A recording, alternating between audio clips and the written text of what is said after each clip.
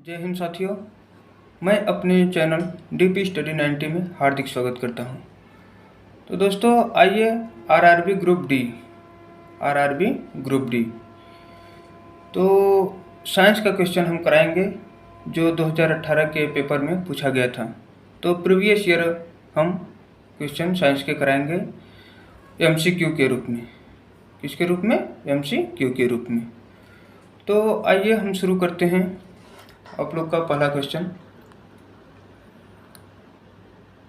क्या है? जब किसी पिंड पर असंतुलित बल लागू किया जाता है तब इसकी किसमें निरंतर परिवर्तन होता रहता है? तो ऑप्शन ए है भार, ऑप्शन बी द्रव्यमान, ऑप्शन सी आकृति, ऑप्शन डी चाल। तो यहाँ आपका राइट आंसर होगा, वो होगा चाल। क्या होगा? चाल। तो आप लोग समझिए, जब किसी पिंड पर असंतुलित बल मतलब असमान से बल लगाया जाए, जैसे कोई एक पत्थर हो गया 2 किलो का 5 किलो का, तो इस पर हम मतलब असमान, जैसे 5 न्यूटन का बल लगा रहे हैं, फिर उसके बाद 3 न्यूटन का बल लगा रहे हैं, फिर 7 न्यूटन का बल लगा रहे हैं, तो उसके जो परिवर्तन होगा उसमें वो निरंतर, मतलब ज़्यादा न्यूटन का बल लगाएंगे तो ज़्यादा दूर जाएगा, ज़्यादा कम बल लगाएंगे तो कम दूर जाएगा। तो हमेशा उसके चाल में परिवर्तन होता रहता है। ठीक है, तो ऑप्शन डी चाल। और जो चाल है यह एक अदिश राशि है। कैसी राशि है? अदिश राशि। और इसका जो मात्रक है वो मीटर प्रति सेकंड होता है। ठीक है, तो आइए हम दूसरा क्वेश्चन चलेंगे। निषेचित अंडा युग्मज किसमें समाविष्ट हो जाता है? तो ऑप्शन ए अंडाशय, ऑप्शन बी गर्भाशय, ऑप्शन सी योनि, ऑप्शन डी गर्भाशय ग्रीवा। तो ये जो आपका उत्तर होगा वो होगा गर्भाशय, ऑप्शन बी गर्भाशय। क्या आंसर होगा? ऑप्शन बी गर्भाशय। अगला क्वेश्चन, निम्नलिखित में से कौन से तत्व का रासायनिक प्रतीक लैटिन से लिया गया है? निम्नलिखित में से कौन से तत्व का रासायनिक प्रतीक लैटिन से लिया गया है? तो option A aluminium, option B chlorine, option C carbon, option D iron. तो इसमें जो आपका सही आंसर होगा वो होगा ऑप्शन डी। कौन सा ऑप्शन होगा? डी। ठीक है, तो जो आयरन है इसका प्रतीक होता है एफ ई। एल्युमिनियम का एल, क्लोरीन का Cl, कार्बन का C और आयरन का Fe। क्या होता है? Fe। ठीक है, आइए हम अगला क्वेश्चन चलेंगे। पश्चिम की ओर से देखे जाने पर पूर्व से पश्चिम की ओर बहने वाली धारा के साथ एक क्षैतिज विद्युत रेखा के नीचे किसी बिंदु पर चुंबकीय क्षेत्र की दिशा क्या होगी? तो ऑप्शन ए दक्षिणावर्त, ऑप्शन बी प्रवाह के समांतर, ऑप्शन सी वामावर्त, ऑप्शन डी धारा के प्रवाह के लंबवत। यहाँ थोड़ा सा मिस्टेक हो गया है, लंबवत है। ठीक है, ऑप्शन डी में धारा के प्रवाह के लंबवत। तो आपका ऑप्शन राइट ऑप्शन है। तो राइट ऑप्शन आपका कौन सा होगा? वो होगा ऑप्शन सी। कौन सा? ऑप्शन सी वामावर्त होगा। ठीक है, ऑप्शन सी। ये जो दाएं हाथ के अंगूठे के नियमानुसार चुंबकीय धारा की दिशा जो होती है वो वामावर्त होती है। ठीक है, तो आइए अगला क्वेश्चन। ये देखिए आपका, यह है कोई बल 1 किलो पिंड की गति को 4 मीटर प्रति सेकंड से 8 मीटर प्रति सेकंड तक बढ़ा देता है। बल द्वारा किया गया कार्य होगा। तो आइए इसको हम सॉल्व करेंगे। तो इसमें आपका सूत्र कौन सा लगेगा? वो सूत्र जो लगेगा, कौन सा सूत्र लगेगा आपका? 1/2 m v। इसमें देखो दो है, एक 4 मीटर प्रति सेकंड है, एक 8 मीटर प्रति सेकंड। इसमें v2² माइनस 1/2, ठीक है, m v1², ठीक है। तो इसको हम 1/2 m कॉमन लेंगे तो v2² माइनस v1²। तो इसको हम सॉल्व करेंगे। 1/2 m का मान 1 है, ठीक है, और v2² 8 का स्क्वायर 64 माइनस v1² 4 का स्क्वायर 16। तो ये 1/2 हो जाएगा और 64 में से 16 माइनस करेंगे तो आएगा 48। 48 को हम काटेंगे 2 से तो आ जाएगा 24। तो इसका जो आंसर होगा ऑप्शन सी, 24 जूल, ठीक है। आइए अगला क्वेश्चन। निम्नलिखित में से कौन सा न्यूटन की गति के तीसरे नियम का उदाहरण है? तो ऑप्शन ए, तेजी से आती हुई क्रिकेट गेंद को पकड़ते समय क्षेत्र रक्षक गतिमान गेंद के साथ धीरे धीरे अपने हाथ पीछे की ओर ले जाता है। ऑप्शन बी, जब हम पैडल चलाना बंद करते हैं तो साइकिल धीमी हो जाती है। ऑप्शन सी, जब एक बस अचानक चलती होती है तब यात्रियों को पीछे की ओर झटका लगता है। ऑप्शन डी, रॉकेट लॉन्च करना। तो न्यूटन के गति का तीसरा नियम कौन सा है? क्रिया के साथ प्रतिक्रिया। तो ऑप्शन डी होगा। कौन सा होगा? ऑप्शन डी, रॉकेट लॉन्च करना। और आपको उदाहरण एक देंगे, जैसे बंदूक से गोली, जब बंदूक से गोली निकलती है तो वो पीछे की ओर झटका देती है ना, तो क्रिया के साथ प्रतिक्रिया भी दे रही है, ठीक है। आइए अगला क्वेश्चन चलेंगे। किसी वस्तु पर कार्य करने वाले बल को किस रूप में जाना जाता है? तो ऑप्शन ए, द्रव्यमान। ऑप्शन बी, त्वरण। ऑप्शन सी, आवेग। ऑप्शन डी, भार। तो आपका राइट ऑप्शन होगा, राइट आंसर वो कौन सा होगा? तो ऑप्शन डी, क्या होगा? भार। कौन सा ऑप्शन होगा? ऑप्शन डी, भार। आइए अगला क्वेश्चन।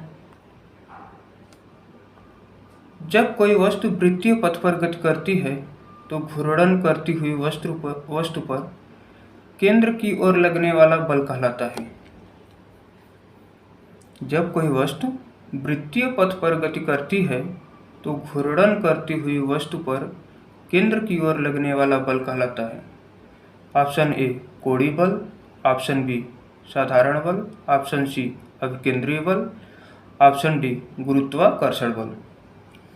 तो जो आपका राइट आंसर होगा वो होगा आपका ऑप्शन सी, अभिकेंद्रीय बल। कौन सा? अभिकेंद्रीय बल। आइए अगला क्वेश्चन। निम्न में से कौन सा विकल्प उस लवण का उदाहरण है जिसके जलीय विलयन का पीएच मान 7 से कम होता है? तो कौन सा जलीय विलयन है जिसका पीएच मान 7 से कम होता है? तो option A, sodium carbonate. Option B, sodium bicarbonate. Option C, sodium chloride. Option D, ammonium chloride.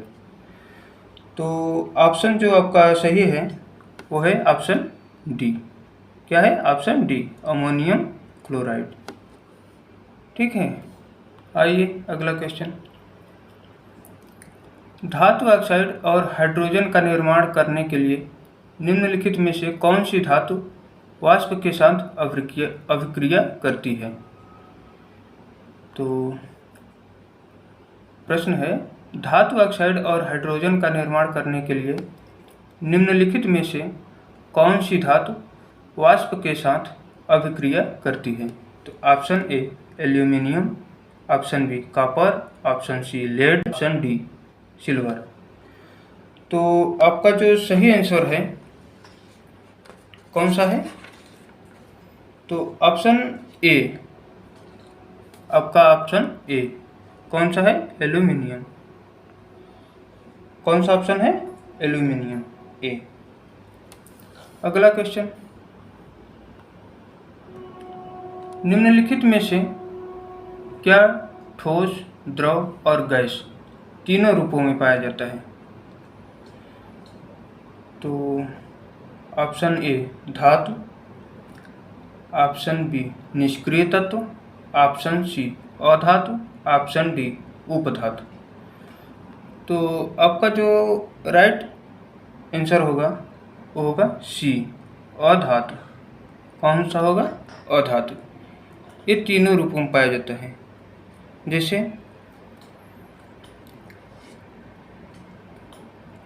Sulphur, iodine, carbon, phosphorus आदि ठोस अधातुएं हैं और द्रव में ब्रोमीन है, ठीक है। और गैस में नाइट्रोजन है, ऑक्सीजन है, हाइड्रोजन है। ये तीनों रूपों में पाया जाता है। ठोस में कौन कौन है? Sulphur, iodine, carbon, phosphorus. ये अधातु हैं लेकिन ठोस रूप में है। और द्रव में ब्रोमीन है और गैस में नाइट्रोजन, ऑक्सीजन, हाइड्रोजन, ठीक है।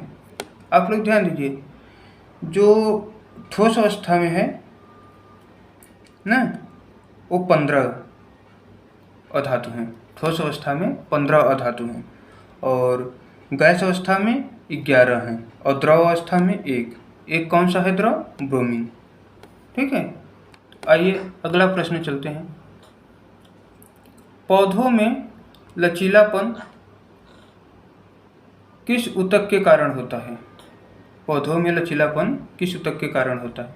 Option A xylem, option B sclerenchyma, option C collenchyma, option D phloem. तो आपका कौन सा ऑप्शन सही है? कौन सा आंसर? तो आंसर आपका सी सही है। कौन? कोलेनकाइमा। कौन सा ऑप्शन सही है? Option C collenchyma. आइए अगला क्वेश्चन, किस प्रक्रिया में ऑक्सीजन वायु में मुक्त होगी? किस प्रक्रिया में ऑक्सीजन वायु में मुक्त होगी?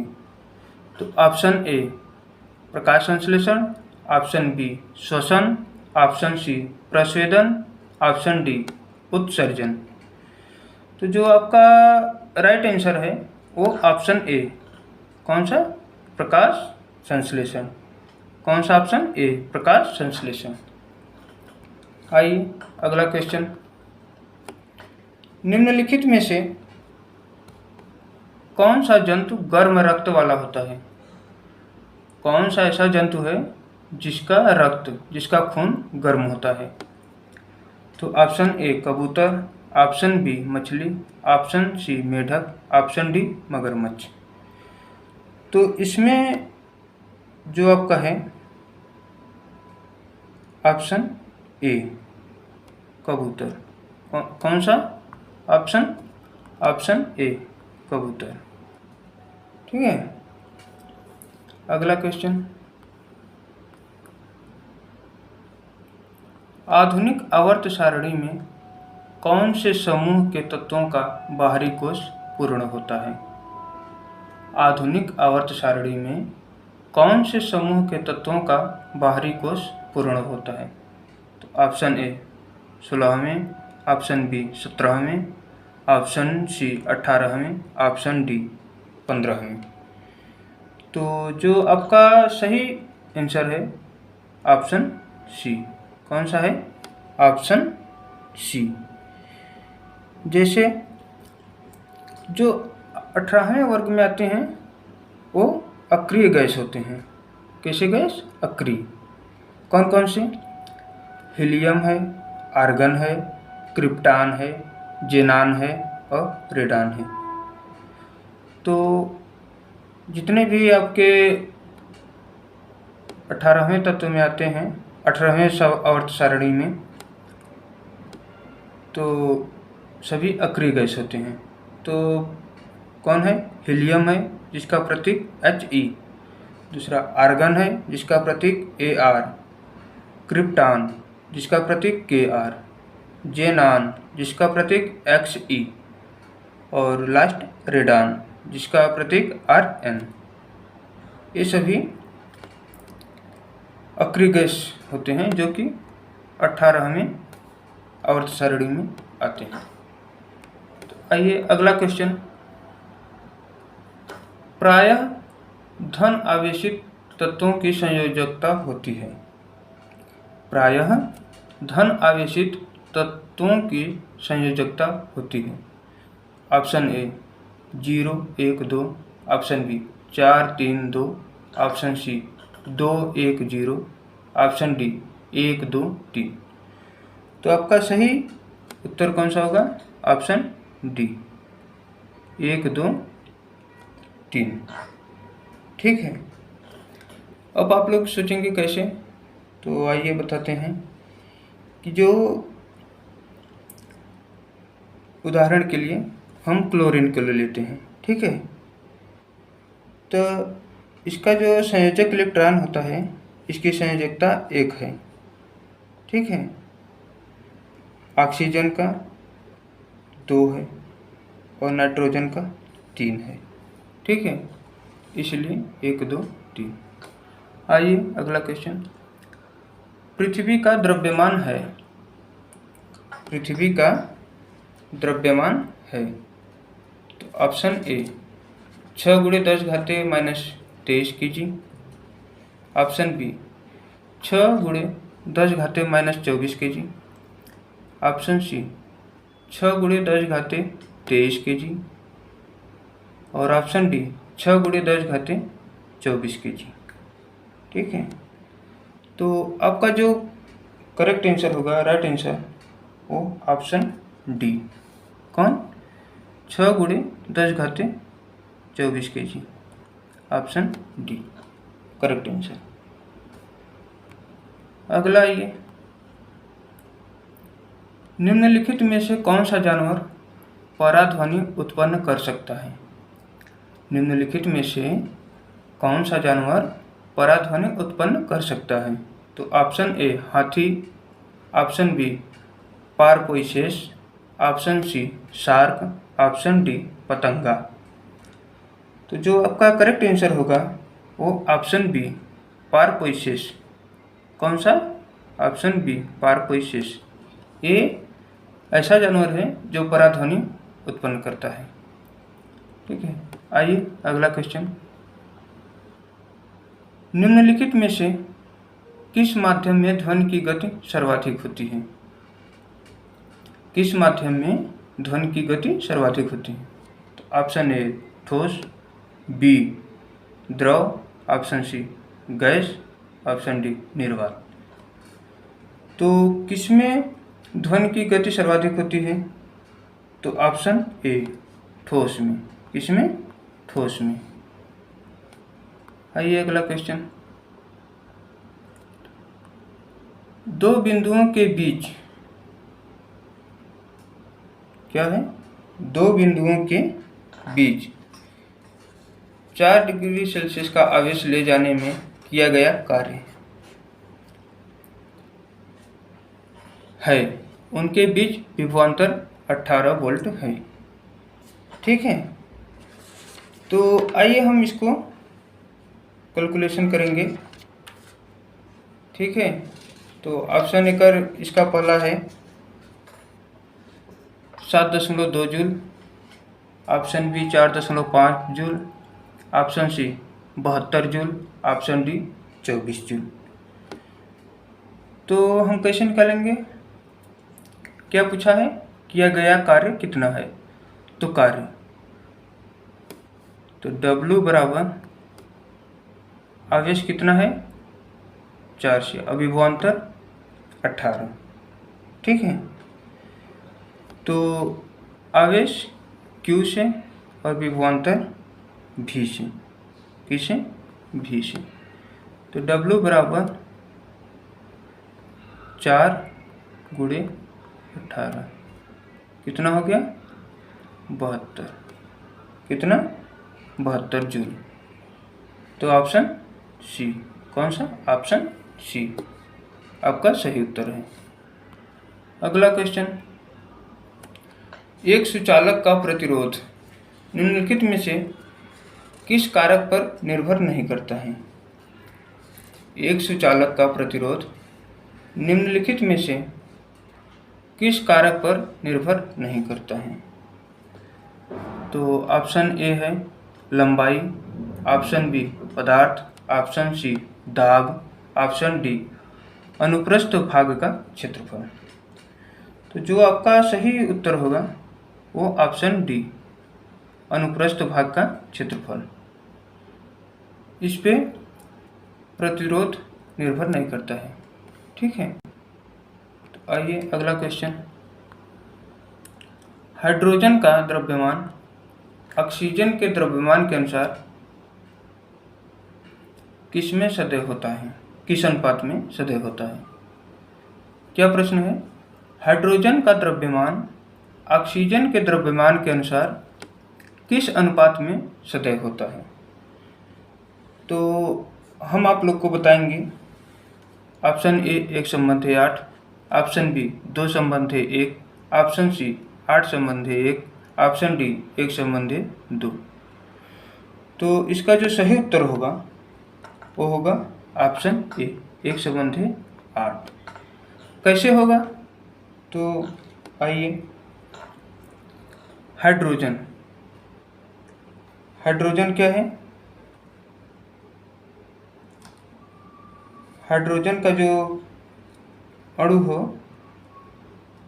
एक अणु ऑक्सीजन का होता है, कितना? एक, इसका H2O। तो हाइड्रोजन कितना है? एक है। यहाँ एक छुपा रहता है तो एक है, एक H है। ठीक है, और ऑक्सीजन, ऑक्सीजन का 16 होता है। कैसे? ठीक है, ऑक्सीजन का 16 होता है। तो इसका होगा एक संबंधी। ठीक है,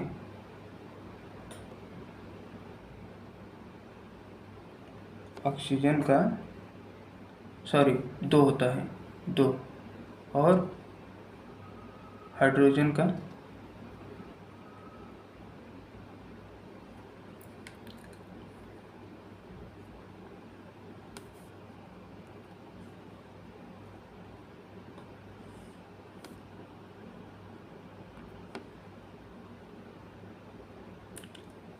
अगला क्वेश्चन है, हाइड्रोजन का द्रव्यमान ऑक्सीजन के द्रव्यमान के अनुसार में सदैव होता है।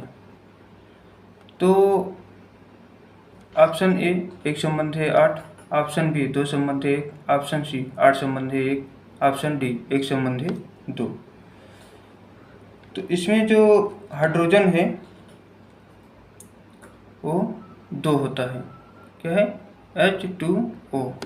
ठीक है, तो हाइड्रोजन जो है वो 1/2, और ऑक्सीजन का 16 होता है, तो 16/1। ठीक है, तो 2 एकम 2 और 16 एकम 16, तो इसको काटेंगे 1/8। तो ऑप्शन ए कौन सा होगा? Option A. ठीक है, तो